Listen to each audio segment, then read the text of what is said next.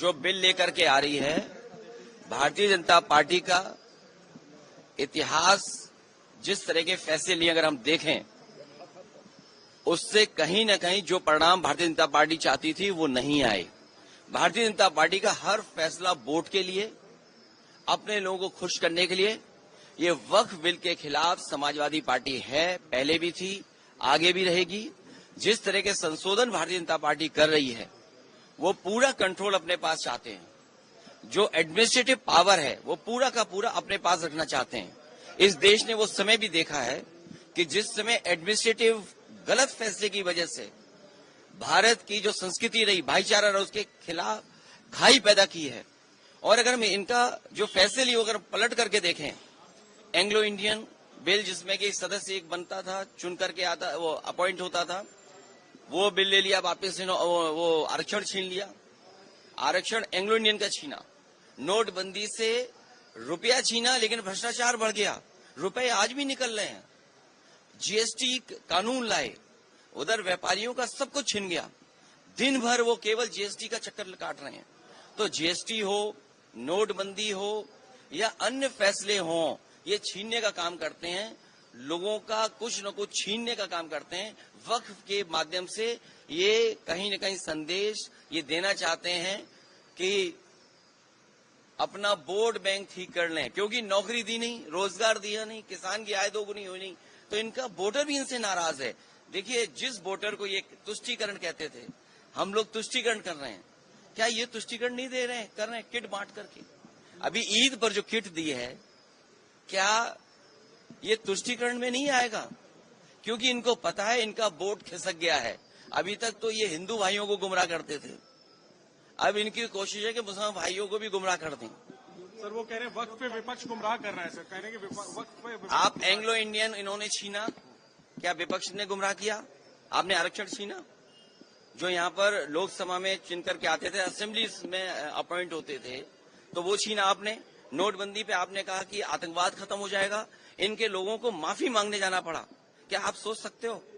फौज के गलत फैसले की वजह से, हालांकि नई बात बनती ये कहने की है, लेकिन फिर भी कह रहे हैं, एक घटना ऐसी हुई जिसमें इनको माफी मांगनी पड़ी फौज के बड़े अधिकारी को जाकर के, जो गलत एनकाउंटर हुआ था। तो इन्हीं की वजह से आतंकवाद बढ़ रहा है। नोटबंदी फैसला लिया, क्या भ्रष्टाचार नहीं बढ़ा? एक व्यापारी उत्तर प्रदेश में, जिसके इत्र व्यापारी था, कारोबारी, 250 करोड़ रुपए निकला था नोटबंदी के बाद, और ये कहा गया समाजवादी पार्टी का है। जब इनकी बदनामी हुई, इनका फैसला गलत हुआ, इन्होंने अपनी बदनामी छिपाने के लिए समाजवादी पार्टी के जो पूर्व एमएलसी उसके घर पे छापा मारा।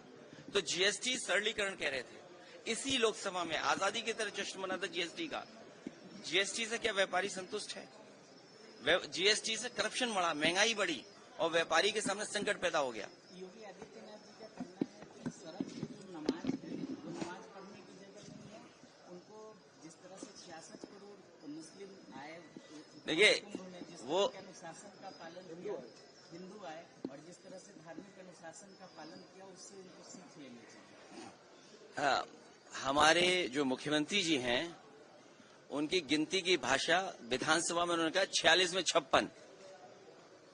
उनसे भर्ती के बारे में पूछा गया तो उन्होंने 46 में 56 कहा। और आप सब पढ़े लिखे लोग हैं, कोई इसमें ऐसा नहीं है जो थोड़ा बहुत गणित न जानता हो।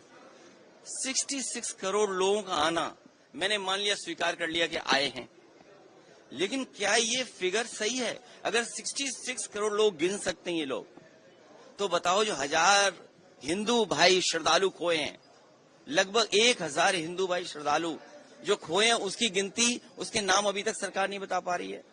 जो हमारे श्रद्धालु श्रद्धा से आए, श्रद्धा भावना से आए, और वहां पर जाकर के उन्होंने कुंभ को संपन्न कराया, उनकी जान चली गई, किसी की मदद नहीं हुई, आज तक सूची नहीं आई। जो लोग एक्सीडेंट में आने जाने में जिनकी जान चली गई, उसके लिए क्या किया सरकार ने? जो हिंदू भाई 1000 खो गए, वो गिनती नहीं बता पा रहे हैं। जो मर गए उनका नाम नहीं बता पा रहे हैं, और 66 करोड़ गिन लिया। और तब जब इन्होंने कहा कि डिजिटल कुंभ है, ड्रोन कैमरे हैं, सीसीटीवी है, मैं तो दावा करता हूं, मैं कहता हूं आपसे भी, इसमें आप भी सहयोग और मदद करें कि जो सीसीटीवी पे आया होगा भगदड़, क्या सरकार ने जारी किया उसको? और फिर सरकार की जांच में कहा गया कि जो संगम नोज है, त्रिवेणी है, वहां पर घटना के समय पर कुछ हजार ही मोबाइल नेटवर्क में आए थे। अगर मैं उन्हीं का स्टेटमेंट कहना मान लूं तो 50,000 लोग, 1 लाख लोग। सोचिए, जो सरकार 100 करोड़ का इंतजाम कर रही थी, वो 1 लाख लोगों को सुविधा नहीं दे पाई, जिससे भगदड़ जान चली गई। जान जाने वालों का नाम नहीं बता पा रहे हैं। ये सब इसलिए हो रहा है क्योंकि इन्हें बेरोजगारी की फिगर नहीं देना है, इन्हें महंगाई के बारे में चर्चा नहीं करनी है। किसान की आय दोगुनी हो, ये मैंने नहीं कहा, ये बीजेपी ने कहा किसान की आय दोगुनी होगी। इन्होंने मूंगफली नहीं खरीदी, सरसों के तेल वाले को कोई लाभ नहीं पहुंचाया, विदेशी सरसों तेल खा रहे हैं सब लोग। तो ये जो तमाम नाकामी है उसको छिपाने के लिए करें। और आज ही एक सर्वे आया है, सर्वे जो आया है उसमें उत्तर प्रदेश आखिरी है।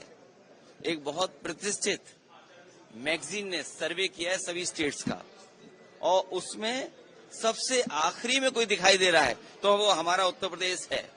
और देखिए, इतिहास वही पलटना चाहिए जिस इतिहास से भविष्य बनता हो, वरना इतिहास को इतिहास ही रहने देना चाहिए। और सोचिए, ये एक सड़क पे नवाज की बात नहीं है। मैंने अधिकारी से पूछा, आईपीएस अधिकारी थे, कि ये बताओ, ये मुझे क्यों नहीं जाने दे रहे हो ईद के कार्यक्रम में? उनके पास कोई जवाब नहीं था। मुझे खुद ये कभी परंपरा नहीं रही है कि किसी सरकार के मुख्यमंत्री, एक्स चीफ मिनिस्टर को रोका जाए। इन्होंने ईद में नहीं शामिल हो, हम लोगों को रोका गया और इश्यू बने, क्योंकि इन्हें सूट करता है ये चीज कि ये इश्यू बने। ये जो किट बांटी जा रही है, आप समझ लीजिए, किट इसलिए बांटी जा रही है क्योंकि हिंदू भाई जाग गए हैं, पीडीए परिवार जाग गया। रामजी सुमन जी का घर तोड़ दोगे? हिटलर ने जो ट्रूपर्स बनाए थे, ये वही ट्रूपर्स हैं करनी सेना बीजेपी के, ये बीजेपी के नेता हैं। अगर वीडियो वो देख लो, एक बीजेपी का नेता मुझे क्या गाली दे रहा है, मेरा डीएनए पूछ रहा है। अरे मेरा डीएनए पूछ रहे हो, तुम अपना डीएनए टेस्ट क्यों नहीं कराते हो? अपना डीएनए टेस्ट भी करा लो। और राम भुआल निषाद गांव में जा रहा था, एक सांसद, कोई सुरक्षा नहीं उसको दे रही है सरकार। ये सरकार जिस तरीके से हिटलर ने ट्रूपर्स बना करके पॉलिटिकल लोगों को सबक सिखाता था, उसी तरह ये करनी सेना भारतीय जनता पार्टी के ये हिटलर के ट्रूपर्स की तरह काम कर रहे हैं। वो सोचिए, मुख्यमंत्री हो, कई थाने में बुलडोजर लेकर के चले जाए, तो बुलडोजर चला कौन रहा है? क्या स्टीयरिंग इनके हाथ में नहीं है अब क्या?